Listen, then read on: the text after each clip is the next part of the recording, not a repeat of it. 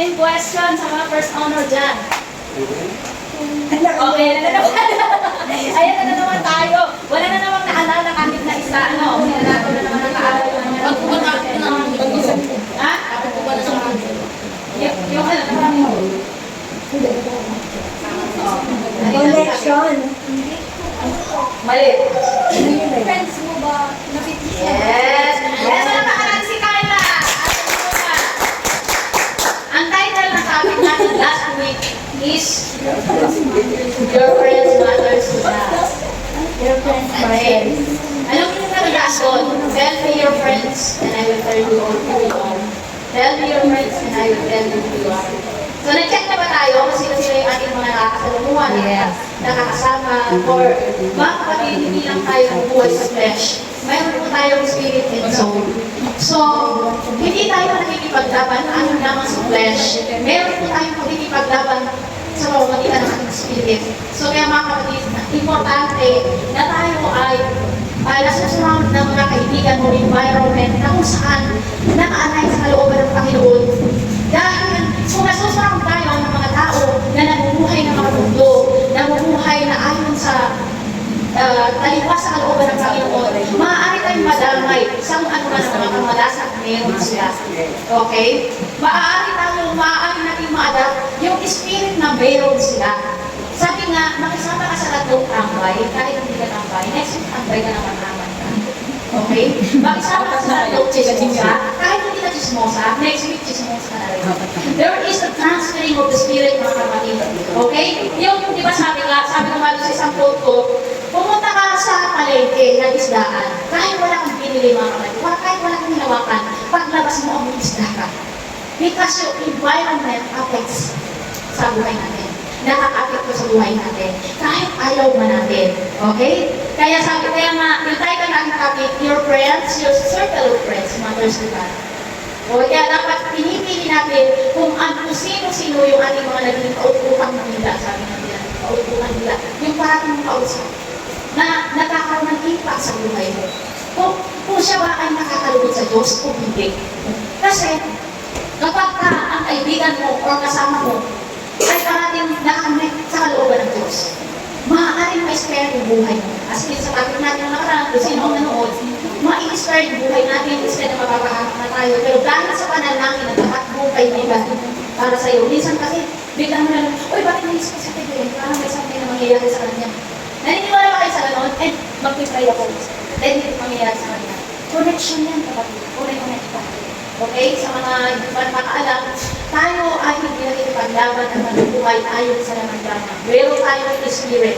So before it happens sa flesh, nangyayari mo na yan sa spirit realm. Okay, mga kapatid? So bago pa man mangyayari sa flesh, dapat na ipagpapanalangin natin. Kaya nga, di ba, kapag nananaginip tayo, na natin maniniwala ng mga panaginip, sasabihin nila, ay, kabalik ka na niya. No. But, yun ang kasabihan sa mundo dito. Pag nanaginip ka, sasabihin, ay, pabalik ka niyan. Kaya naman, hindi ka na mag-aalala, hindi ka na mananalangin. No. Minsan o kadalasan nangungusap ang Diyos sa panaginip. Okay? At yan ang mga napatunayan na sa Bible. Kung babasahin niyo ng Bible, halos nangusap ang Diyos sa mga propeta, sa mga tao, sa pamamagitan ng panaginip. Kaya, ugaliin natin na kung ano man ang ating napapanaginipan, hindi pa panalangin natin siya agad. Okay? Para kung yun man ay babala, kung yun man ay itinanim ng kaaway na mangyari sa araw na ito, yun na ay mabibreak na. Okay? Dahil nailukot na natin sa panalangin. Halimbawa, nanalangin kayo, kasama yung panalangin. Mananalangin kayo agad, Lord, hindi mo control ang mga bagay-bagay. Ikaw ang may control ng mga bagay na ito. Kaya, isinusurrender ko ang aking panaginip sa iyong paanan. Kung ito man ay gawa ng kaaway sa buhay ko, let it be broken in the name of Jesus. I cancel it in the name of Jesus. Ngayon kung na nagpilip ka naman, at sa tingin mo naman ay ito'y magandang bagay. Okay, na nagbili ka naman, ito'y magandang pangyayari sa buhay mo, na maaaring nangyayari sa buhay mo, ipanalangin mo pa rin kahit maganda yung panaginip mo. Kasi maaaring yun ay blessings at hindi mo ma-handle ng tama. Okay, mga kapatid? Halimbawa, maganda yung panaginip mo, abundance, blessings, breakthrough, or kasi bago nangyari sa flesh, nangyayari mo na yung spiritual realm, mga kapatid. bago mangyari sa ating flesh, yung nakikita, yung tangible. Nangyayari po yan in the spiritual realm. Okay? Pinapakita mo na ng Panginoon yan minsan sa atin na ito yung mangyayari sa buhay mo ngayong araw or this year, this month, whatever it is. So kahit maganda sa ating panaginip, idudulog pa rin natin yan sa pananalangin. At sasabihin natin sa Panginoon, Lord, kung ito man ang kalooban mo at magandang biyaya para sa akin, turuan mo ang puso ko na maging good steward sa anumang ipagkakatiwalang sa akin. Kasi maaaring yan ay kayamanan o maaaring yan ay breakthrough sa buhay mo. Mamimishandle mo. Okay? Kasi wala tayong wisdom. Ang wisdom and knowledge and understanding nagmumula lang sa Panginoon. Okay? Kung hindi tayo nakakonekta sa salita ng Diyos, hindi natin makahandle ng tama. Kahit sabihin pa, bigyan ka pa. Di ba, ang mga mamang, bigyan ka ng maraming pera. One day, millionaire lang yan. Bakit? Walang wisdom. Di ba? Manalo yan, magkaroon ng pera. Lustay agad yan, bukas mangulang yan. Bakit walang wisdom? Wala rin protection. Halimbawa, nanalo ka sa loto, wala kang protection. Kasi hindi nakaalala sa kalooban ng Panginoon. So kaya kung ano ba yung ating mga napapanaginipan, kahit walang silbi, kahit hindi na natin nakaalala, always bring it all to God, mga kapatid. Kasi kung ano man ang nagbuo doon, minsan binubura niya sa panas yan. Hindi ko na maalala yung panaginip ko, binubura niya. Yung pala, it's a warning. Ngayon ang mangyayari sa buhay mo. Okay? Para hindi mo maitulog sa panalangin, binura na niya.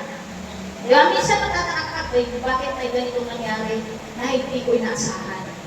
Pero ang totoo, naipalabas na yun sa panaginip mo bago pa mangyari.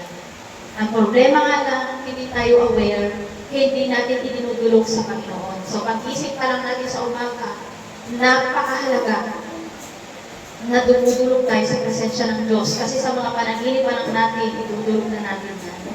Diba sabi nga sa Proverbs 3:5-6, trust in the Lord with all your heart and do not lean on your own understanding.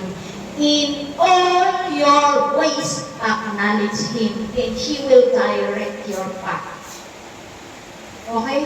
Kaya kung hindi natin sinasangkulit parati ang Panginoon, lalakad tayo sa buhay na ito na may kayabangan. Bakit? Sasabihin, bakit naman yabang hindi lang dasal? Yes, it is a pride, mga kapatid. Hindi ka lang nagdasal sa araw na ito, ma-pride ka na sa harap ng Panginoon. Bakit? Ang ibig mong iparating sa Diyos, kaya mo na ang maghapon mong nawala ang Diyos sa buhay mo. Okay? Pinaparating mo sa Diyos na kaya mo na ang buhay mo. Okay? Kaya hindi ka nagdasal kasi ang ibig sabihin nun, kaya mo na ang buhay mo. So, it is a pride, mga kapatid. Kaya napakahalaga na iaalay natin sa Panginoon ang ating araw. Bago pa lang tayo kumilos, bago pa lang tayo bumukas ng pintuan, bago pa tayo humakbang sa ating pakikipaglaban, araw-araw pakikipaglaban yan sa buhay. Dapat nakakonekta na tayo sa source of life. Okay mga kapatid, kaya napakahalaga ng ating pananalangin. Okay, dumako naman tayo sa atin. The empty vessel, spirit-led. So, this month, spirit-led tayo. Yung topic natin for this month. Okay? So, basahin natin sa 2 Kings chapter 4, verse 1 to 7. So, sabi dito, meron pa gusto magbasa. Para bibigyan ko ng, ito na lang, bibigyan ko ng chance. Tayo kami. Nilulungan ni Eliseo ang isang yudo. Minsan, ang asawa ng isa sa mga propeta ay lumapit kay Eliseo. Sinabi niya, hindi ko kaila sa inyo na ang asawa ko ay namuhay na may takot kay Yahweh hanggang sa mamatay. Ngayon po, ang 2 kong anak na lalaki ay gustong gawing alisin ng isa sa mga pinagkakautangan namin. Ano ang may tutulong sa iyo? Tanong ni Eliseo. Ano bang mayroon ka sa bahay mo? Wala pong maliban sa isang boting langis, sagot niya. Sinabi ni Eliseo, puntahan mo ang iyong mga kapitbahay at mayroon ka ng mga lalagyan ng langis hanggat mayroon ka mahiya. Pagkatapos, magpulong kayo mag-iina sa inyong bahay at ang lahat ng lalagyan na nahiram mo'y kunin mo ng langis na nasa bahay at itabi mo ang mga nabuluna. Umuwi niya ang babae at pagdating sa bahay ay nagtulong silang mag-ina at isa-isang ng langis ang mga lalagyan habang ang mga ito ay dinadala sa kanya ng kanyang mga anak. Hindi alam ng ina na puno na ang lahat, kaya sinabi niya, abutan pa ninyo ako ng lalagyan, puno na pong lahat, sagot ng kanyang mga anak, at tumigil na ang pagdaloy ng langis. Pumunta siya kay Eliseo, ang lingkod ng Diyos, at sinalaysay ang nangyari. Sinabi ni Eliseo sa babae, pagbili mo ang langis at bayaran mo ang iyong mga utang, at matitira ay gamitin yung mag-ina. Hallelujah. Praise the Lord. Purihin ang salita ng Diyos sa pagkabasa niya. So, noong unang panahon, kapag ang isang tao ay may utang na hindi na kayang bayaran, okay? Nung hindi mo na kayang bayaran, pagtatrabahuan mo yan. Okay? Yung utang mo, pagtatrabahuan mo. Okay? So, obligado kang magpaalipin sa iyong inutangan hanggang sa ikaw ay makabayad. So, pero sa panahon ngayon, kapag hindi ka na makabayad sa utang mo, anong mangyayari? Papabarangay. Hahatakin ang mga mahalagang gamit mo. Okay? Hahatakin kung meron ka diyang mamahaling gamit, hahatakin yan. Okay? Minsan, hindi na natatakot sa barangay yung mga tao. Pero kapag may gamit ka dyan, siguradong hatak yan. Kapag hindi ka makabayad sa iyong utang. Pero dito, sa kwento na ito, iba ang hahatakin. Dito, sa babaeng balo. Okay? Dito sa babaeng balo, iba ang kanyang ipinaglalaban na hahatakin sa kanya. Okay? Ang hahatakin sa kanya ay ang kanyang mga anak. Okay? Grabe. Okay lang sana kung yung washing machine mo or yung ano mo. Pero iba yung kwento niya. Kasi sa kwento ng buhay na yung babae. Ang hahatakin sa kanya ay ang kanyang mga anak. Napakasakit mo, di ba? Na ipapaalipin mo yung mga anak mo.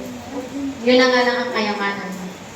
Okay, meron tayo ditong 4 points na ating 4 points to remember.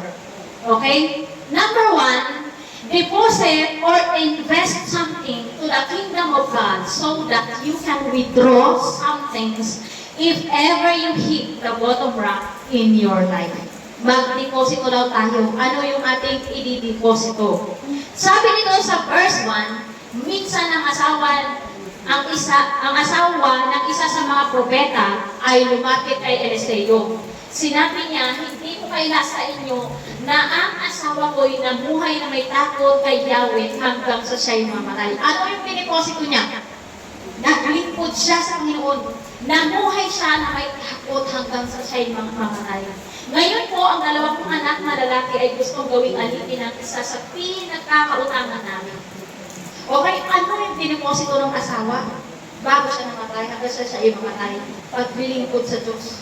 Namuhay na may katapatan sa Panginoon. So, malakas ang loob ng balo na tumulog sa propeta dahil alam niyang ang asawa niya ay namuhay na tapat sa Diyos at naglingkod sa Diyos. Alam niya at buo ang pananampalataya niyang hindi siya bibiguin ng Panginoon dahil naging masunurin naman ang asawa niya nang ito'y nabubuhay pa. So, nag-gets nyo, nag-deposito siya, nag-invest siya. Okay? So, sabi nga dito, kapag meron kang isinupsok, meron kang madudugo, at kapag meron kang tinanim, meron ka din aanihin. Okay? Nagtanim siya sa Panginoon, yung asawa niya. Sabi sa 2 Kings chapter 20, verse 1 to 6, ako na lang magbabasa. Nang panahon niyon, nagkasakit ng malubha si Haring Ezekias. Dinalaw siya ng propetang si Isaias na anak ni Amos at sinabi sa kanya, ipinasasabi sa iyo ni Yahweh na ayusin mo na ang iyong kaharian sapagkat malapit ka nang mamatay. Okay? Malapit nang mamatay yung hari na si Haring Ezekias. Hindi ka nagagaling sa iyong sakit. Humarap si Haring Ezekias sa dingding at nanalangin kay Yahweh. Alalahanin po sana ninyo, Yahweh, na namuhay akong tapat sa inyo. Anong ginawa niya? Nag-invest din pala siya. Nag-invest din pala siya sa Panginoon. Nagtanim din pala siya sa Panginoon. So, tingnan natin kung aani ba siya sa kanyang itinanim. Okay? Buong puso ko pong ginawa ang lahat ng bagay ayon sa iyong kagustuhan. At buong kapalitang umiyak si Ezekias. Okay? Verse 4. Hindi pa nakakalayo si Isaias, si Propeta Isaias, okay? Sa gitnang bulwagan ng palasyo, nang sabihin sa kanya ni Yahweh, bumalik ka at sabihin mo kay Ezekias, ang hari ng ating bayan, narinig ko ang iyong panalangin. Pag nagtanim ka pala, pag nag-invest ka para sa Panginoon, maririnig niya ang iyong panalangin. Okay? Narinig ko ang iyong panalangin at nakita ko ang iyong pagluha. Okay? Kaya pagagalingin kita. Sa ikatlong araw, makakapasok ka na sa templo. Mabubuhay ka pa ng 15 taon. 15 years. Okay? Dahil sa nagtanim siya at nag-invest siya for God's kingdom. Naglingkod siya sa Panginoon. Nabuhay siya ng tapat sa Panginoon. Okay? So, sabi na niya dito, hindi lamang yan. Okay? Pinagaling na nga siya. Pinugtungan na nga yung buhay niya. Siguro hindi niya, Lord, kahit mga 3 years lang sana. Pero pinigay niya is 15 years. Okay? Hindi lamang yan, sabi ni Lord. Kapag pinaalala mo pala kay Lord, yung mga mabuti mong gawa, hindi lamang pinihilin mo ang ibibigay niya. God will give you more than what you ask for, mga kapatid. Dahil yun sa nagtanim ka, sumunod ka sa kanyang kalooban. Sabi dito, ipagtatanggol ko ang lungsod na ito alang-alang sa aking karangalan at sa aking pangako ay David na aking lingkod. Minsan pala kailangan natin i-remind si Lord sa ating mga ginawa. Hindi ibig sabihin na nakakalimot si Lord, kundi ang ibig sabihin niya para tingnan kung tayo ba ay nakaalay parati sa Kanya, kung tayo ba ay tutulog sa Kanya, at ipapaalala sa Kanya ang Kanyang mga pangako. Okay? So, minsan tayo, naano na tayo sa mundo ito, wala na tayong naaalala ng salita ng Diyos. Ang Diyos ay hindi nakakalimot, hindi yan siya ulanin. Pero dahil minsan tinitingnan ng Panginoon, kung pagdating ba ng bottom rock ng buhay mo, siya ba ang kakakitan mo? Sa Kanya ka ba dudulog? Sa Kanya ka ba huhugot? Okay, kung wala kang idinoposito, may pang-withdraw ka kaya? Wala, nga. Si Haring Ezekias at saka yung haring asawa, yung propeta na asawa ng Baal, lahat sila ay nagdeposito. Lahat sila ay naglingkod sa Panginoon. Nag-invest sila sa Panginoon. Kaya malakas ang loob nila na lumapit sa Panginoon dahil meron silang mahuhugot. Mayroon silang isinupsok. Kaya meron silang madudukot. Minsan kailangan din natin talaga na ipaalala, lalo na yung mga salita ng Diyos, lalo na yung mga Bible verses. Napaka-makapangyarihan yan mga kapatid.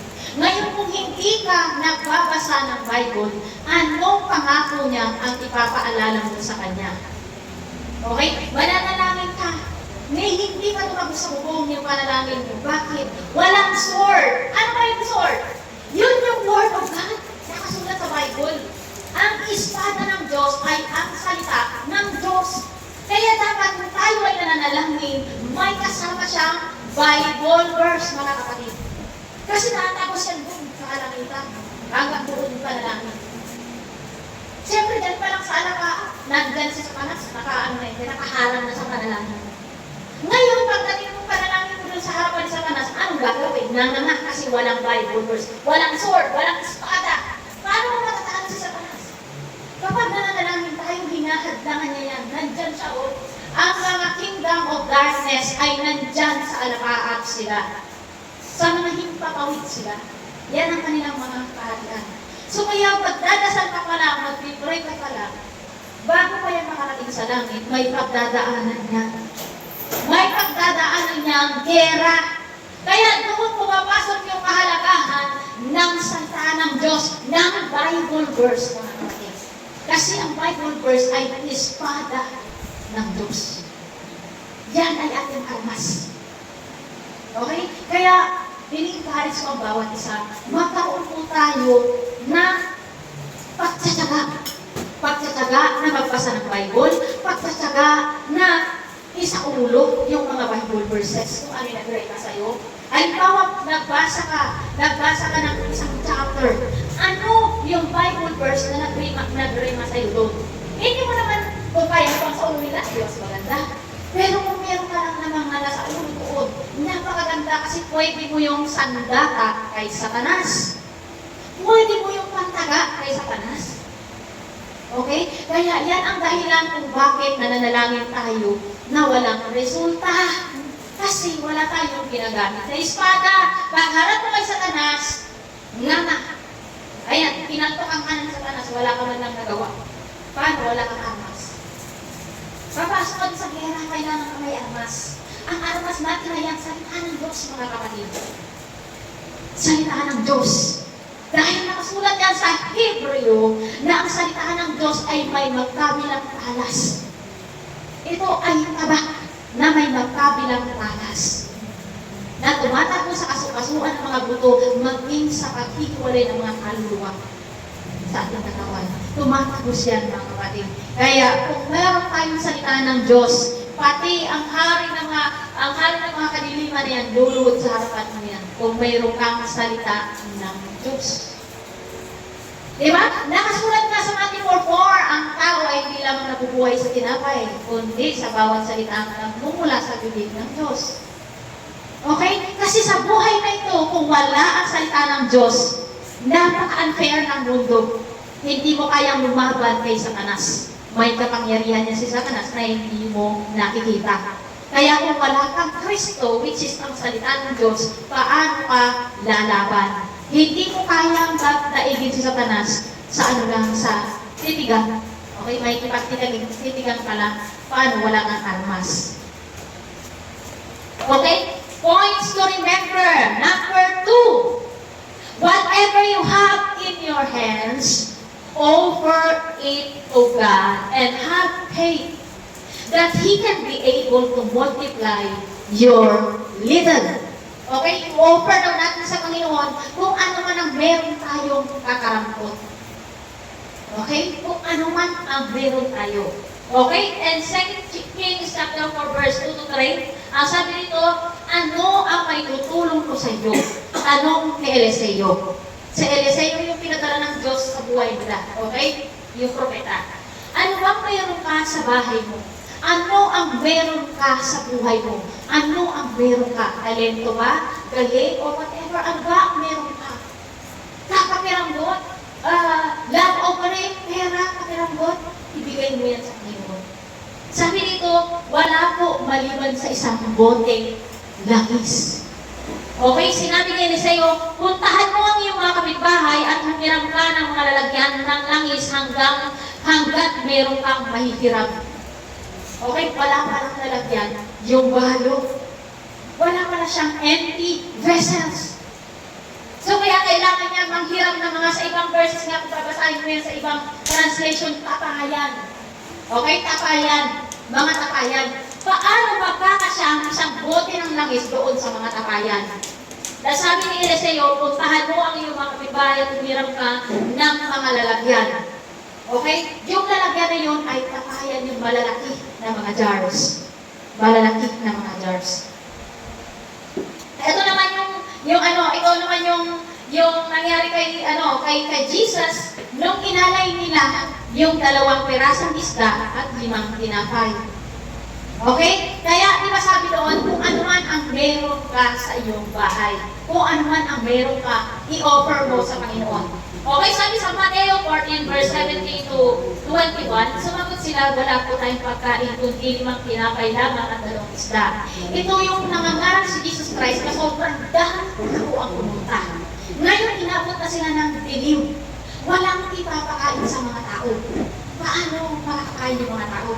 Kaya lumapit sila kay Jesus, wala nang mabibilhan ng at saka kahit pa pagsama-samahin yung sweldo natin, hindi tayo makakabili na ipapakain sa ganyang karaming tao. Okay? Ngayon sabi ni Jesus, sumagot sila, wala na tayong pagkain kundi 5 tinapay lamang at 2 isda. Sino ang nagdala niyan? Bata. Okay? Bata. Bata ang nag-alay ng kanyang mumunting meron siya. Okay? Sabi nito ni Jesus, dalhin ninyo rito. Pinaupo nila sila lahat sa labuhan ng mga tao, kinuha ang limang tinapay at 2 isda, ipingala siya sa langit at nagpasalamat sa Diyos. Pinaghati-hati niya ang mga tinapay at inuutos sa mga alagad na ipamahagi iyon sa mga tao. Nakakain at nabusog ang lahat, nagipunin ng mga alagad ang natirang pagkain, nakapuno pa sila ng 12 kain ng tinapay. May 5,000 lalaki ang nakakain, bukod pa sa mga babae at sa mga bata.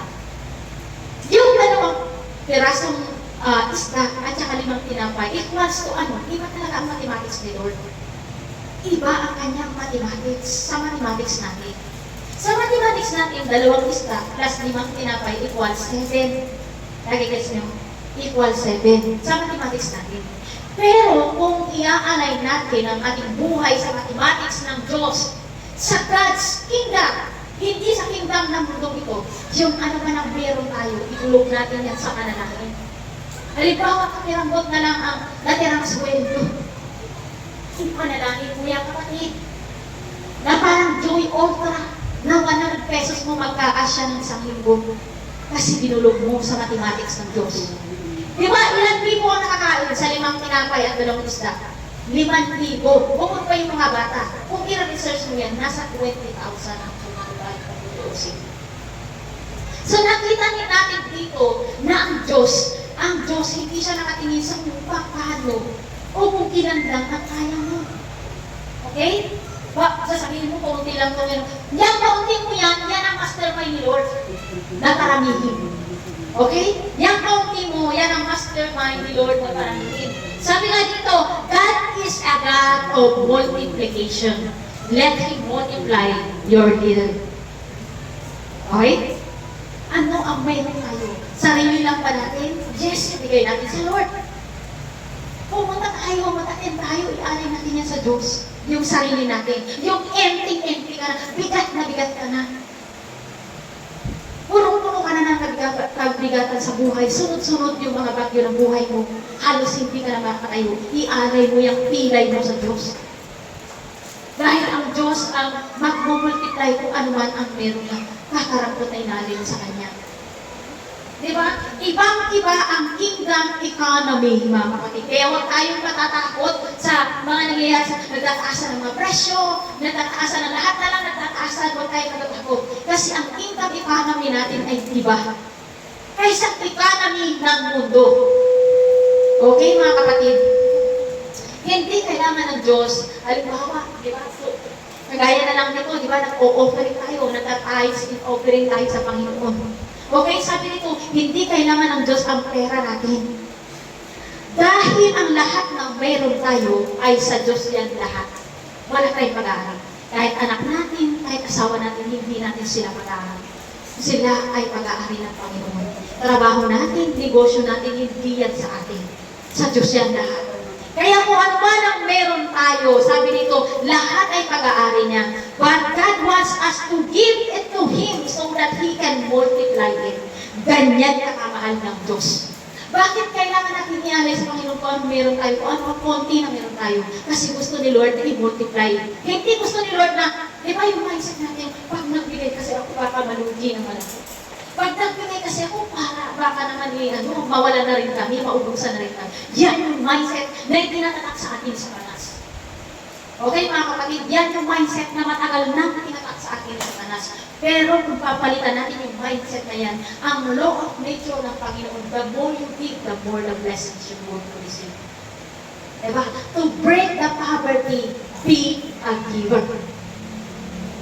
Okay? Be a giver. Yun lang ang solusyon doon mga kapatid. Mapapalayan mo na lang bakit yung mga tao nagpo-connect sa buhay mo, kung anong skills na mayroon ka, kung anong trabaho na mayroon ka, bakit parang kumukonect sa'yo yung mga kliyente.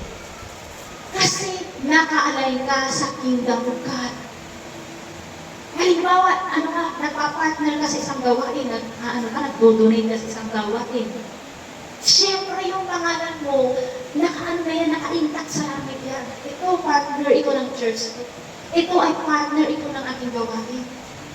So kung ano na nakabuhayan mo, nakakonekta na yan sa langit. Nakakonekta na yan kung sino yung kliyente na dapat mong puntahan. Ang Diyos na ang bahala yan mag-connect. Okay, kaya doon papasok yung prosperity. Okay, doon papasok yung abundance na ipinangako sa atin ng Panginoon. Magsisimula yan sa ating pananampalataya. Kasi kung pananampalataya tayo, Lord, nananampalataya ko sa iyo, pero wala kang sakripisyo, wala kang iniaalay, is useless. Katulad na ng isang bumbahan ng isang poso, kung hindi mo yan buhusan ng isang baso ng tubig, kahit anong bumbang dyan, hindi lalakas ang tubig niya. Mamingwit ka dun sa dagat. Kahit anong hagis mo ng bingwit, kung wala kang pain, mga kapatid, wala kang mahuhuling isda. That is the law of nature. Okay? Yan ang nakasulat sa biblical principle, mga kapatid. Kaya nga sabi sa Bible, ang sino mang mayroon ay lalo ang magkakaroon at mananagana. Bakit ganun? Di ba? Meron ka na nga, pero lalo ka pang magkakaroon at mananagana. Yun ang biblical principle. So bakit? Kasi nga, nagtatanim ka. Okay? Kasi nga nagtatanim ka. Mayroon kang pangtanim. Okay? Sabi rin sa Bible, at ang sino mang walang-wala, kahit yung natitirang mayroon siya, ay babawiin pa sa kanya. Bakit? Bakit parang unfair? Walang-wala na nga siya, naghihirap na nga siya, bakit babawiin pa siya? Di ba kasi nung minsan, yun ang nga naghahanap buhay sa amin, bakit nagkasakit pa? Yun ang nga yung pinag-asa-asahan ko, pera na naging bato pa. Bakit ganon? Bakit ganon ang nangyayari? Kasi mga kapatid, ang isang butil na nabinhi, kapag nanatili yan sa kamay mo, hindi mo itinanim, mabubulok at mabubulok yan. Mabubulok at mabubulok. Halimbawa, meron kang itinatabi-tabi, ayaw mo talaga yung ibigay sa Panginoon, ayaw mo talaga itanim. Okay? Maniwala ka, gagastusin mo lang yan sa doktor. Narinig siya yung ibig ko sabihin, kaya gano'n yung biblical principle.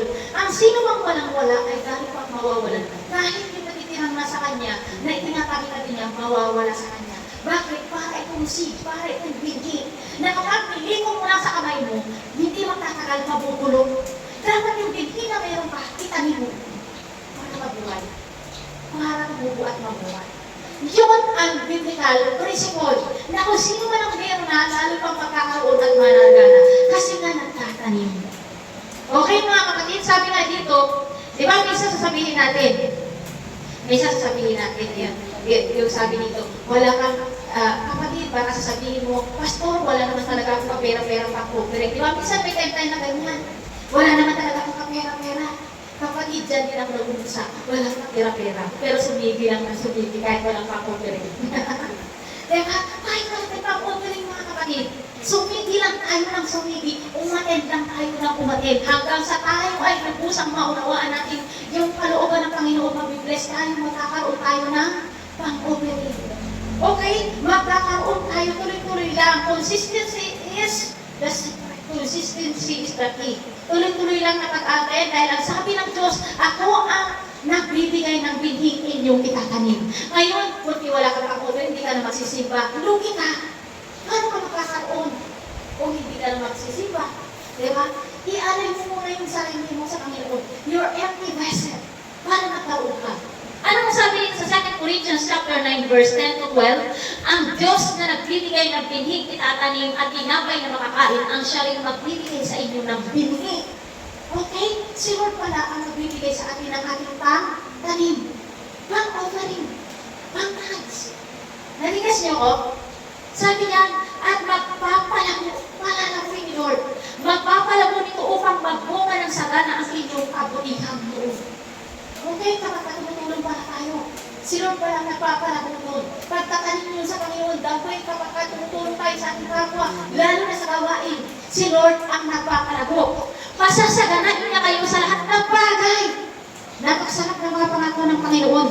Dapat nasasaulo natin yan. Kasi bawat pagtatanim natin, halimbawa magtatay sinopre tayo, Lord, sabi mo, pasasaganain mo kami sa lahat ng bagay. Ikaw ang magpapabunga nitong aking tayo sinopre.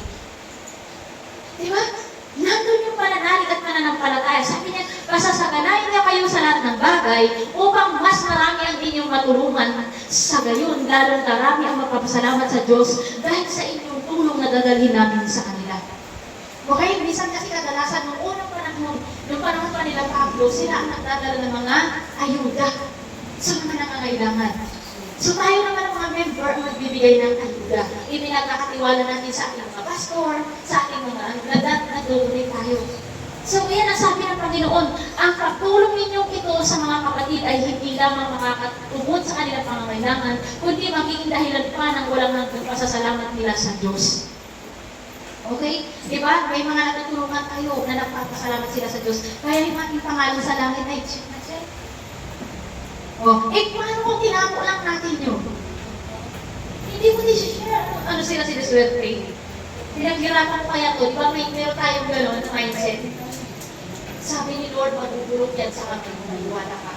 Kaya magtataka ka na lang, bakit na-hospital na naman si Juan? Bakit na nagkasakit na naman si Juan? Saan mo ginastos? Yung tinatabi-tabi mo. Diba?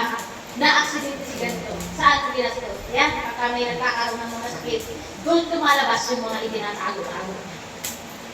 Doon lumalabas. Doon, ano pa yan? Libo-libo. Pero pag minsan hinihan mo, walang maibigay sa'yo. Diba? Walang pera, pero meron pala yan. Tingnan mo pag may nagkasakit dyan, ilalabas mo yan. Yun yung sinasabi na, ang walang-wala na.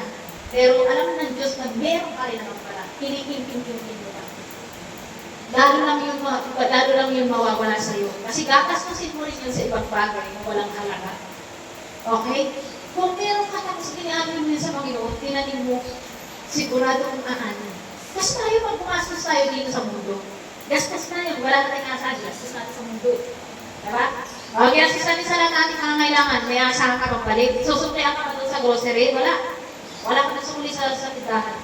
Pero kung inanin ka sa Panginoon, may aasahan ka.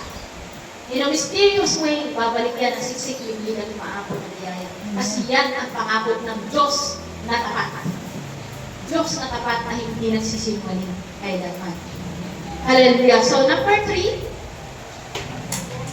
points to remember, faith without work is dead. Be a doer of His instructions. Be obedient to God. Okay? Kung nananampalataya ka nga sa Panginoon, pero hindi mo naman sinasabuhay, useless, patay. Ang iyong pananampalataya. Wala rin mangyayari. Ay, sabi dito sa verse 4, pagkatapos magkulong kayong mag-iina sa inyong bahay at lahat ng lalagyan na hiram mo, punuin mo ng langis na nasa bahay mo, itabi mo ang mga napuruna. Muminga ang babae at pagdating sa bahay ay nagkulong silang mag-iina at isa-isang pinuno ng langis ang mga lalagyan habang ang mga ito'y dinadala sa kanya ng kanyang mga anak. Di ba kung tutuusin, bakit ko naman susundin si pastor? Parang namang nonsense yung inuutos niya. Isang buti nga lang isang meron ako, ba't kakahiramin niya ako sa damugal sa mga kapayan? Di ba kung tutusin, minsan may mga tinuturo sa atin ng ating mga mentor, ang ating pastor, ayaw natin sundin dahil may sarili rin tayong katuwiran. Pero hindi mo alam, pinadala siya ng Diyos sa buhay mo para ituwid yung mga kalsada ang ating tinatahak. Pagkitinan mo yung babae, sumunod siya kahit parang nonsense yung sinasabi sa kanya. Isang buti nga lang ang meron siyang langis, bakit pahihiramin siya ng mga kapayan para punuin ang langis? Pero kung isipin mo, ang imposible naman, bakit hindi mo yung gagawin kasi parang nonsense yung inuutos niya. Pero ang ginawa ng babaeng balo, di ba sumunod pa rin siya?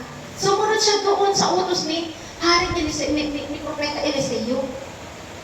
Ayun, so, ang mga mentor nyo o pastor nyo ay ginagamit ng Diyos para iparating sa atin ang kanyang mensahe.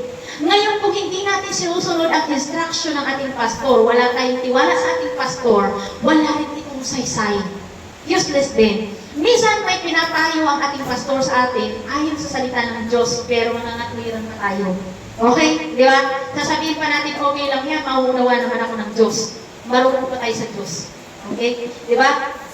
Ginagawa natin lisensya yung kabaitan ng Diyos upang abusin natin siya. Tapos umaasa tayo sa answered prayer.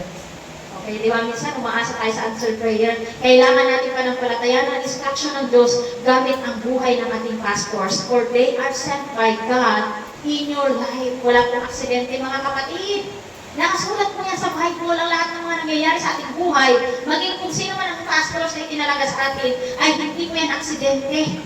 It is written in Romans 8:28 that in all things God works together for good of those who love Him and are called according to His purpose. So kaya mga kapatid, walang aksidente na ako ang pastor ninyo ngayon sa harap ninyo. Ano nakasulat sa Bible? Jeremiah 3 verse 15. And I will give you pastors according to mine heart. According to sa heart ng puso ng Diyos, sa puso ng Diyos. According to mine heart, sabi ni Yahweh, which shall feed you with knowledge and understanding. Okay, bibigyan daw kayo ni Lord ng pastor nyo, ng mentor nyo, na mag-feed sa inyo ng knowledge and wisdom and understanding. Ngayon, kung hindi natin susundin ang payo ng ating pastor, useless naman ang ating pakikinig. Kasi tulad ng balo, kung hindi niya sinunod at hindi siya nagtirang ng tabayan at hindi siya nagtirang ng malalagyan, walang mangyayaring himala, hindi niya mararanasan ang himala ng Diyos. So yung balo, sinunod agad niya yung utos ng propeta, kahit para namang timang yung utos niya.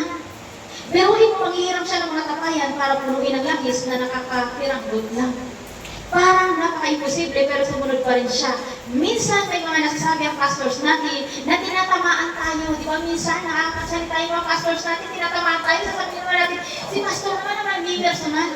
Huwag po tayong ganun mga kapatid. Kasi yung pastor natin, wala rin kaalam-alam sa mga pinagsasabi niya. Minsan nasabihin natin, ano ba yan? Tinapatamaan naman ako nito. Di ba? Lalo pagkakilala natin yung pastor. Sabihin na, ikwento ko sa kanya yung buhay niya, tapos sinabi naman niya doon, kapatid, pag nandito na po sa harapan, hindi mo na alam kung ano sasabihin mo, ang Holy Spirit nang nag-aan sa'yo.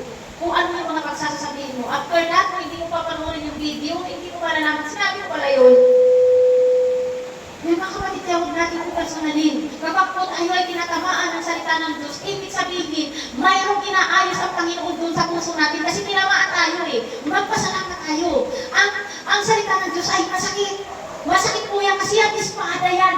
Talagang tutusugin yung kaituturan ng pride mo. Okay, kaya huwag tayong magagalit ba? Bagpos magpasalamat tayo. Kasi yung mga pastor ninyo, yan din yung nurse. Kumbaga si Jesus Christ yung doktor. Si Jesus Christ yung nagbibigay ng reseta. Yung mga nurse naman ang nagbibigay ng mga gamot kung ano gagawin sa'yo. Halimbawa, may sugat ka. Kapag nilagyan ng nurse ng gamot yun, masakit. Ngayon magagalit ka sa nurse. O, diba? Ganun din yung mga pastors. Sila yung naatasan ng Diyos na mag-feed sa atin. Kasi ang Diyos hindi naman natin nakikita. So, gagamit siya ng tangible na tao para ipahayag yung gusto niya. Kaya mga kapatid, kapag tinatamaan kayo sa preaching, huwag na huwag ninyong i-personalin. Okay? Ako nga, ilang beses din ako sumama ang loob ko. Parang nasaktan ako at napahiya sa pastor ko. Alam mo ginawa ko? Yung pala ay pagsusubok ng Panginoon. Alam mo ginawa ko? Umiyak lang ako at pinagdasal ko sa Panginoon. Okay? Doon kasi sinusubok ng Diyos kung hanggang saan yung humbleness mo. Okay? Hindi ako nagtanim ng galit sa aking pastor. Hindi ako nagtanim yung sabi mo hindi ko na siya i-respect. Hindi ako nagtanim ng galit. Yung pala ay tinatawag ako ng Diyos in a higher calling. At inaayos niya yung aking pride. Okay? Minsan mapapahiya tayo. Minsan iba na pastor na nanadyak sila. Sasadyain nila yung papahiya, papagalitan. Sasadyain nila yun para malaman kung anong level na ba yung humbleness mo. Nasa anong level ka na ba? Pwede ka na ba i-entrust sa mas level up pa ng posisyon? Okay? Yung pala nung nangyari pala yun sa akin na gano'n, sabi ko, ang sakit sobrang. Bakit ngayon nasabi sa maraming tao? Okay? Wala nang kaalam-alam yung pastor ko na nasaktan niya ako ng gusto. Okay, pero alam mo ginawa ko, umiyak lang ako sa Diyos at pinanalangin ko siya. And then little by little, nalaman niya yung katuhan na nagsasabi siya, tinupid ako ng Panginoon this day. Sabi ko, Lord, ito na yung prayer ko. So napatunayan ng Panginoon yung humbleness ko at yung submissive heart ko na kahit na ang sasaktan na ako, nagre-respeto pa rin ako at inuulog pa rin kung sino yung nakakataas sa akin. Okay? Doon mapapatunayan ng Diyos yung puso natin kung anong level na ba tayo. Kaya minsan, lalo na dito kay Selfie, kay Daniela, ito sa mga nire-raise up ko ng mga leaders, minsan mapapagalitan ko talaga kayo. Minsan makikita nyo talaga na makikita ko kasi malalaman ko yan kung anong level na ba.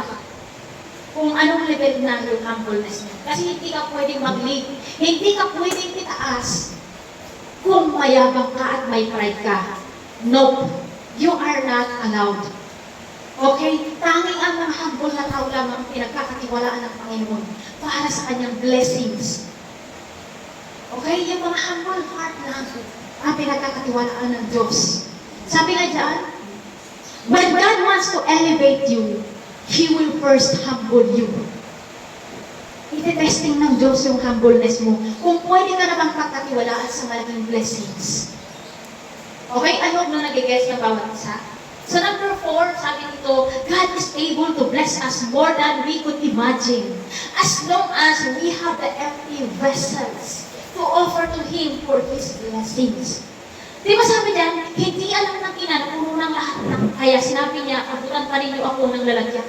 Hindi niya alam na puno na lahat ng mga kakayan. Di ba? Wala pa rin kumpay ang pagpulo ng langis sa bote. Paano nangyari yun? Di ba? Himala is a miracle.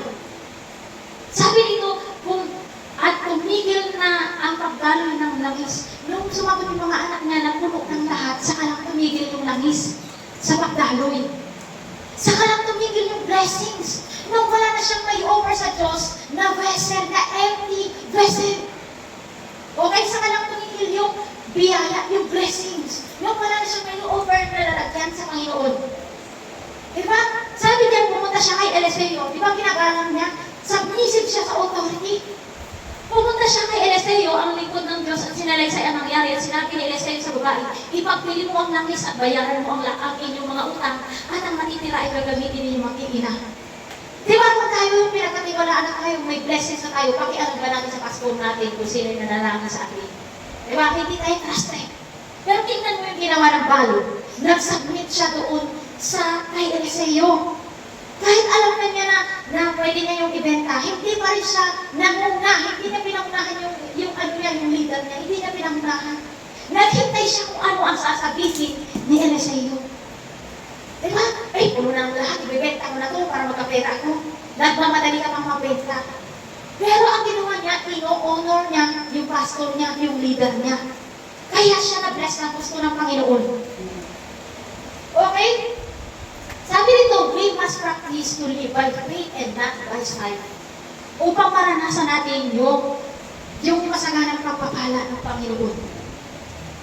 Diyan lumabas na natin pananampalataya, matinding pananampalataya. We live by faith and not by sight. Yung kahit parang nonsense na, susunod pa rin tayo. Kasi ang Diyos ang nagbigay sa atin ng pastor. Kung sino yung, ako nga, tutuusin ha. Mas marami pang experience ko doon sa pastor ko sa Bahamas. Pero nagpa-under ako sa kanya. Bakit? Kasi tinitingnan ko na siya ang authority. Siya yung pastor na ginagalog sa akin. Kaya kung ano man yung dinidesign niya, kung ano man yung sinasabi niya, sinusunod ko yun dahil mas may alam pa ako. Okay? Pagdating sa mga word of God, sa Bible, siya na mismo nasasabi niya, mas may alam pa sa akin. Diba? Pero ang ginagawa ko, naghahambol ako. Naghahambol ako sa kanya, pero nararanasan ko yung masaganang pagpapala ng Panginoon sa pamilya ko, sa buhay ko. Kasi nandun sa puso ko, yung decidido, it is a decision kasi, decidido na ako. I will not fight against flesh and blood. Ang lalabanan ko lang kay Satanas. Okay? Siya lang ang kalaban ko. Ngayon kung meron na akong mga kaaway ng mga tao, bakit ako papatol? They are loved by God. Diba?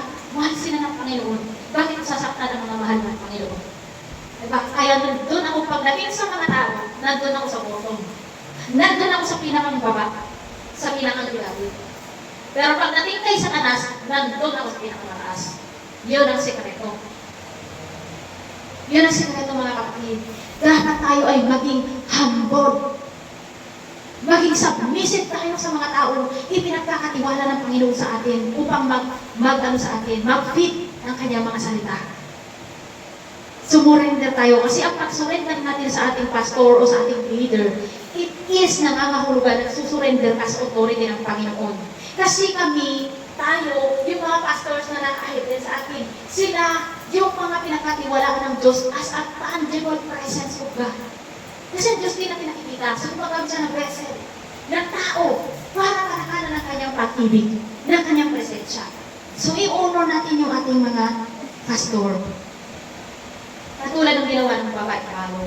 Sabi dito, to to walk in obedience is to walk through the path of blessings. So nakikita natin yun kapag lumalakad tayo sa pagsunod tayo sa kalooban ng Diyos, lalakad ka talaga sa daan ng puro pagpapala. Kasi nakasulat yan, pangako ng Diyos yan.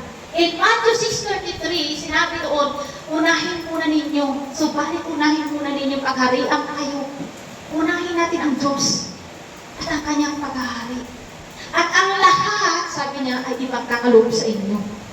Lahat ng ating pangangailangan.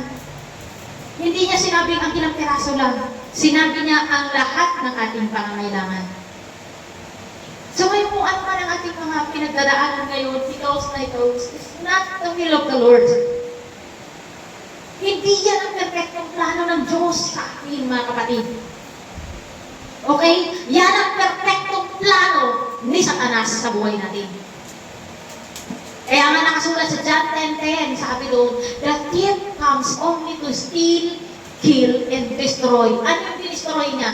Yung perfectong ginawa ng Diyos sa atin. But sabi ni Jesus, but I have come so that you may have life in abundance. Okay? Ang pangako ng Diyos ay puro pagpapala, mga kapatid. Nakasulat din in Jeremiah 29:11, huwag niyong kakalimutan yan. Yan ang Bible verse ko. Nung nag-umpisa pa lang ko. In Jeremiah 29:11, for I know the plans I have for you, declares the Lord, plans to prosper you and not to harm you, plans to give you hope and a future. So paghahawakan niyo yung mga kapatid, dahil napaka-powerful nun, doon kayo aangkla, doon kayo tutungtong sa pangako ng Diyos na yun. Para kayo ay umangat, tutungtong kayo doon sa mga pangako yun. Nakasulat pa sa ibang Bible verses, sabi, bagamat ang Diyos ay mayaman, mayaman ang Diyos, si Jesus, doon sa kalangitan. Bumaba siya sa langit, sa lupa para lang magpakahirap. Upang sabi nun sa salita ng Diyos, upang sa aking paghihirap, kayo naman ay sumagala at tumaman. Ano ang nangyayari? Bakit tayo ay nandyan na nanatili sa sobrang tao sa buhay na yan? Dahil hindi niya na tinalaga ng Diyos sa akin. Kulang tayo sa pagsunod, mga kapatid. Kulang tayo sa pag-dwell sa presence ng Diyos upang mag-work sa buhay natin yung kapangyarihan ng salita ng Diyos. Kulang, mga kapatid. Kulang na kulang. Malamang, yung 24 oras na binibigay sa atin ng Panginoon, ilang oras ang binibigay natin sa Diyos? Tatanungin natin sarili, ilang oras ang meron tayo na binibigay natin sa Diyos? Baka wala pa tayong binibigay sa Diyos doon. Kaya huwag kang mataka, bakit ganyan ang ating mga buhay? Okay? Huwag tayo mataka. Kasi kung saan tayo nagdudwell, yun din ang mangyayari sa buhay natin. Puro tayo kay Grana, puro tayo mga pinagpapanood natin, iniintak natin na tinatanim natin sa utak natin. Yun din ang ating aanihin, mga kapatid. Wala tayong aanihin papapala doon. Okay? Tapos yung utak natin, dahil sa dami na nga natin dapat isipin ng mga problema, pinupuro pa natin ng panonood pa ng iba pang mga problema. Okay? Kung parang tayo mismo ang naglulugmok sa sarili nating buhay. Yung mga choices natin. 24 oras na binibigay sa atin ng Panginoon. Bakit hindi natin maibigay sa Panginoon ng 24 oras na yan? Habang nagtatrabaho at kausap mo si Lord. Wala kang ibibigay na pintuan para sa diablo. Imposible hindi ka umangat sa buhay, mga kapatid. Imposible yan. Kung ikaw nagdidwell ka sa salita ng Diyos, minimeditate mo ang salita ng Diyos. Sabi nga sa Joshua 1:8, do not forget to read the book of law. Meditate on it day and night, so that you may be careful in everything written in it, so that your life may be prosperous and successful. Huwag daw natin kaliligtaas ang basahin ng Bible upang masunod natin, mai-apply natin ang lahat na nakasulat doon. Nang sa gayon, tayo ay sasagana at magtatagumpay sa ating buhay. Maliwanag ang salita ng Diyos. Maliwanag ang Bible. Kung babasahin natin, tad-tad yan dyan ang mga salita ng Diyos. Tad-tad yan dyan ang salita ng pangako ng Panginoon. Kaya mga kapatid, kung gusto mong umahon ka sa sitwasyon mo na yan, lumapit ka sa Panginoon. Okay? Lumapit tayo sa Panginoon. Kung sino nakakaalala ng kwento ng barbero at saka yung nagpapagupit? Sino nakakaalala? Wala na naman nakaalala. Sabi nung nagpapagupit, hindi ako naniniwala Diyos. Sabi naman ng barbero, bakit naman?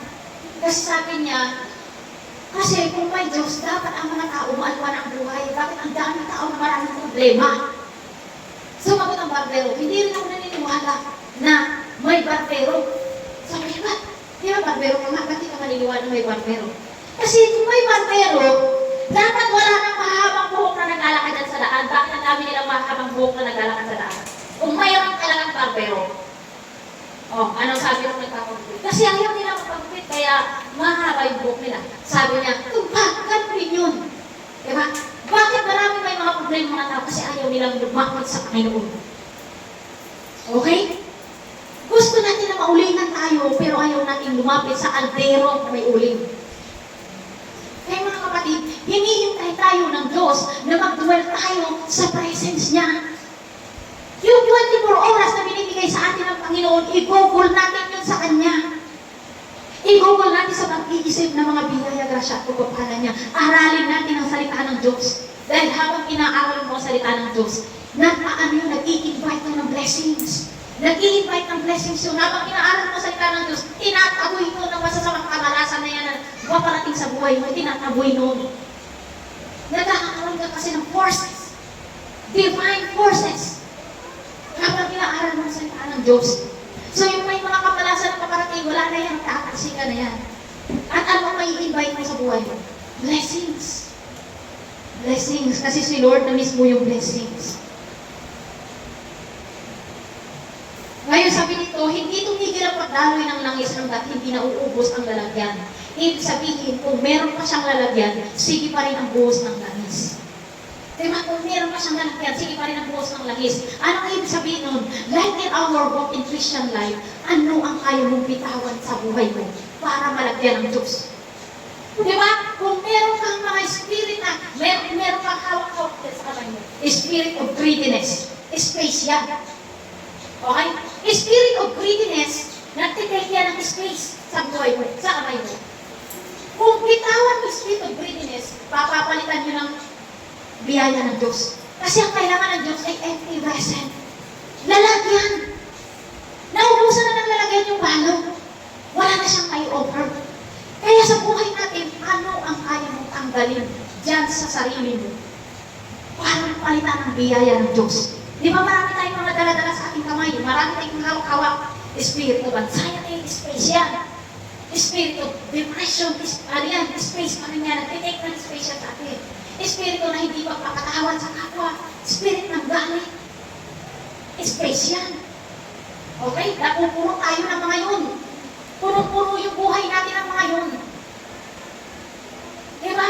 Tanggalin natin yun. Dahil pag tinanggal natin yun, magkakaroon ng space for the blessings of God. Wala nang malagyan si Lord sa atin.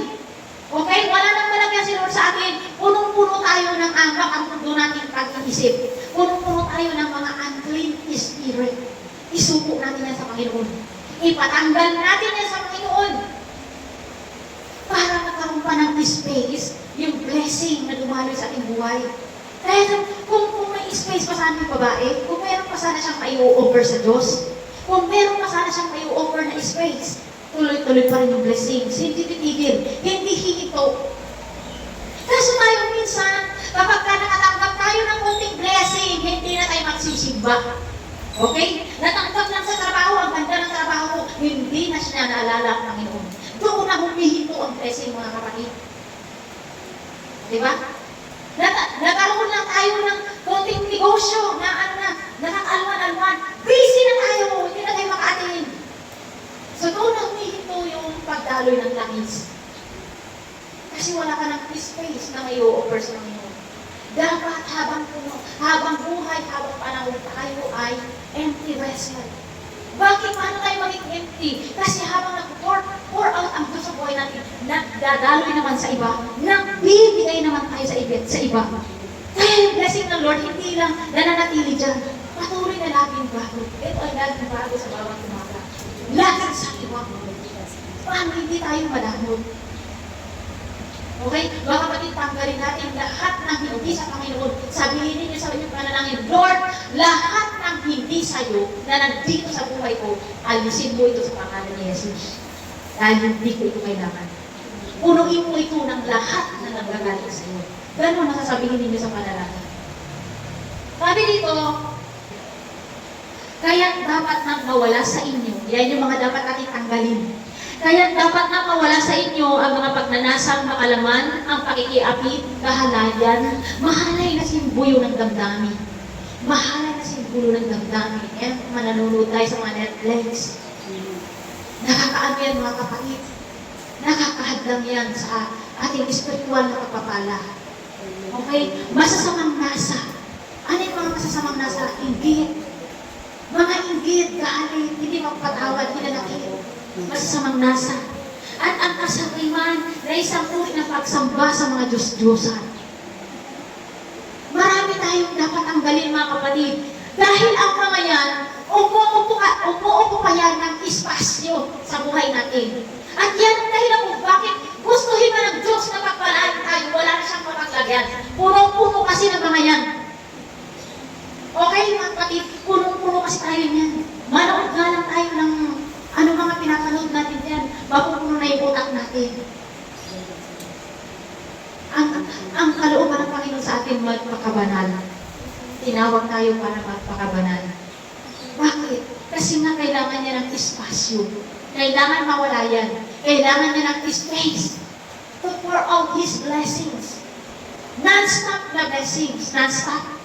Nakita niyo yung langis, hindi tumitigil hanggat mayroong pang lalagyan. Tumigil lang siya. Ubus na yung lalagyan. Kaya kapag ubus na yung ating may offer sa Panginoon na lalagyan, wala na rin, titigil na rin ang pagpapala ng Panginoon. Yes, sabi dito, God will never be entrusting us for something big or heavy if we are easily offended. Matampuhin, balat sibuyas, that's all signifies us. Pride. Kaya mga kapatid, kung meron tayo niyan, kung ganyan pa tayo, huwag tayong umasa. Huwag tayong umasa na magkakaroon tayo ng masaganang pagpapala ng Panginoon. It is pride. Dapat hindi na tayo mga balat sibuyas, hindi na tayo mga matampuhin. Pag easily offended ka, ibig sabihin, hindi pa gumagana sa iyo ang shield ni Kristo. Kasi si Jesus Christ ang shield natin. Bakit na tayo masasaktan? Shieldyado naman tayo. Di ba? Shieldyado naman tayo. Okay, sabi dyan, offer yourself to God as an empty vessel, as an empty and clean vessel, and let God fill you with His goodness and fullness. Yan ang ating application. Sinisoryo ako na po Panginoon God, bawal dito Panginoon God, by the blood of Jesus, lahat ng kanilang napakinggan sa mga oras na ito ay tatanim sa kanilang mga puso at isipan at hindi ito mananakaw ng kaaway Panginoon God. Patuloy ako nananalig at nananampalataya na ang lahat ng nakapakinig nito Panginoon God, Lord, their life will never be the same again. Kaya Panginoon God, Lord, patuloy mo po Panginoon God, Lord, na ligapin ang kanilang mga buhay Panginoon God. Patnubayan mo sila Panginoon God, Lord, sa lahat ng kanilang gagawin. Umunlad nawa ang kanilang mga gagawin sa lahat ng aspeto ng kanilang buhay. Patuloy Panginoon God, Lord, na pagpalain mo ang mga anak mo ito Panginoon God. Kasama ng mga mahal nila sa buhay, pagpalain mo sila physically, spiritually, mentally, emotionally, financially, Father God. Lord, patuloy Panginoon God, Lord, i-cover mo sila by the blood of Jesus. Surrounded by your divine protection. Walang makakaano sa kanila na kaaway, Panginoon. Makakaiwas sila sa lahat ng mga aksidente at kung ano pa man ang mga sakit at karamdaman. We rebuke that in the name of Jesus. At makakalaya na sila sa espiritu ng kahirapan. Sapagkat hindi ito, Panginoon God, Lord, ang iyong perfectong plano para sa kanila. Lord, sa mga oras na ito, Panginoon O God, Lord, pagpalain mo sila, Panginoon O God. Patuloy silang lumakat ayon sa iyong kalooban. Salamat po, Ama, at ang lahat ng may mga sakit at karamdaman sa mga oras na ito, I declare and decree that all of you are free by the blood of Jesus. In the name of Jesus, sa lahat ng mga sugat at sakit na tinis ng Panginoong Jesucristo sa krus ng Kalbaryo, ang lahat ng mga may sakit ay nagsigaling in the name of Jesus. At ang lahat na may mga pagkakautang sa mga oras na ito, ipinapanalangin ko at dinideklara ko na ang lahat ng mga ito ay bayad na ng Panginoong Jesucristo. Itong lahat ay pinayaran niya Sabi niya sa kanyang mga salita, bagamat siya ay mayaman, siya ay lumabas sa lupa at napakahirap upang sa kanyang paghihirap, tayo naman ay yumaman at sumagana. Kaya Jesus Christ paid it all. Kaya sa mga oras na ito, wala nang mag-aalala pa. Wala nang lugar ang espiritu ng mga pag-aalala. Wala nang lugar sa inyong mga buhay. I declare and decree that all of you are free right now in the name of Jesus. You are free right now in the name of Jesus. At tanggapin niyo ang masaganang pagpapala ng Panginoong Hesus Kristo sa lahat ng aspeto ng iyong buhay. Pagpalain naman kayo ng Panginoon sa pangalan ni Jesus. Amen and amen. Umupo na po tayo at tayo po ay dadako na sa ating kain sa Lord.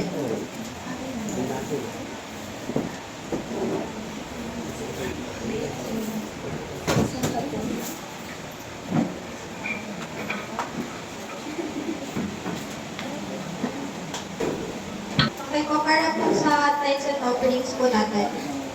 Wala po to sa 2 Corinthians 9 verse 7. Sinasabi po dito na ang bawat isa ay dapat magbigay ayon sa kanyang pasya, maluwag sa loob at hindi napipilitan lamang, sapagkat iniibig ng Diyos ang mga nagbibigay ng may kagalakan. Sinasabi po dito na ang pagbibigay ay dapat magmula sa puso at hindi dahil nagpipilitan na lang o dahil sa obligasyon, sapagkat pinagagalak ng Diyos ang mga nagbibigay ng may kagalakan at pasasalamat sa mga biyayang natanggap galing sa Kanya.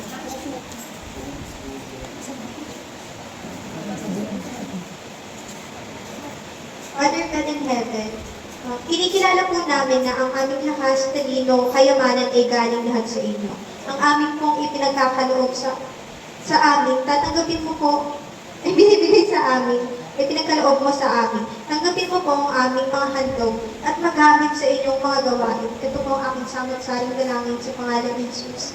Amen.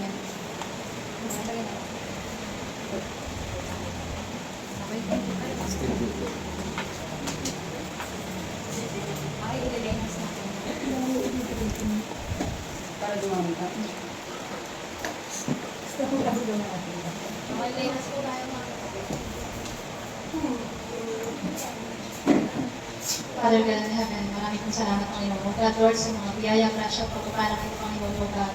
Lord, patuloy kami nagagalak, Panginoon, Lord God, Lord, na ipagkaloob sa iyo ang mumunting meron kami, Panginoon, Lord God. Patuloy kami nananalig at nananampalataya na sagana ang iyong pag-ibig, sagana ang iyong habang, Panginoon, Lord God. Ang mga kaloob na ito, Panginoon, Lord God, magamit na mga for the advancement of your kingdom. At patuloy na dumaloy sa mga nagkaloob nito, ang masagana mong pagpapala, siksik, liglig at maako ng mga biyaya, Panginoon. Ang bawat pamilya ay dinideklara ko na walang magkakasakit from now on. Walang magkakasakit dahil walang gagastos ng pera. At ang lahat ng mga trabaho at mga negosyo, dinideklara ko lahat ng mga pinagkukunan ng lahat ng nakaloob na ito sa pangalan ni Jesus ay lalo pang uunlan sa pangalan ni Jesus. Ang mga sweldo ay tataas at ang mga negosyo ay makita ng mas malaki pa. At kung ano pa man ang pinagkakabuhayan ay lalago at sasagana. Mamumunga na siksik-liglig at mga akaw ng biyaya. And Panginoon, O God, dinideklara ko ng bawat isa ay magkakaroon ng kanya-kanyang karanasan at testimony kung paano mo binago ang kanilang mga buhay. Pagpalain ng iyong pangalan, Panginoon, O God, to you alone be the glory, the honor, and praises in Jesus' name we pray. Amen. Everybody, amen. Amen. Hallelujah. Thank you, Jesus. Thank you, Lord. Okay, tumako naman tayo sa ating declaration of faith. Ang ating mga salita ay makapangyarihan, mga kapatid. So, sino bang nagdeklara nito araw-araw? Wala na naman. Ayaw mo talaga mumulat sa buhay. Kung ayaw mo mumulat sa buhay, mga kapatid. Selfie. Okay po. Okay, okay, declaration of faith, panampalatayaan natin ito. At ito ay nangyayari sapagkat ang ating tila ay likha, tayo ay likhain sa wangis ng Diyos. Ang Diyos ba, pag nagsalita siya, magkaroon ng langit, magkaroon ng lupa. Nagkakaroon ba? Nagkakaroon, di ba? Okay, so tayo naman din ay likhain sa kanyang wangis. So we have power to declare it, para mangyari. Okay? I am allowing myself To expand and grow, love, health, wealth, success, prosperity, and abundance in all aspects will come my way from all directions, will ease and grace to the best and highest way, so that I can be an agent of change for the advancement of God's kingdom. In Jesus' name, Amen! Okay, lumako tayo sa ating benediction. Tanggapin ninyo ito. The grace of the Lord Jesus Christ and the love of God and the fellowship of the Holy Spirit be with you all. In the name of the Father, and the Son, and all the Holy Spirit. And everybody shout! Amen!